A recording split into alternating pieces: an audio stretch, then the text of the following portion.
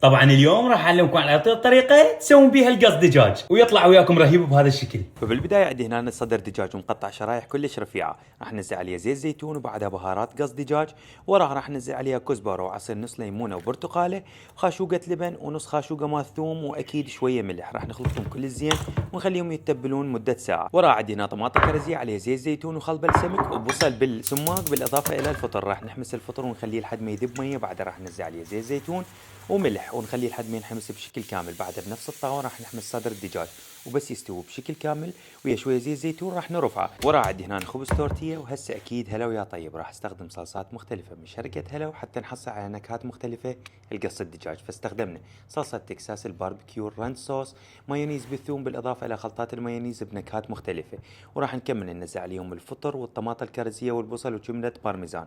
وطبعا كل هذه الصوصات راح تلقوها متوفره باغلب السوبر ماركتات العراقيه.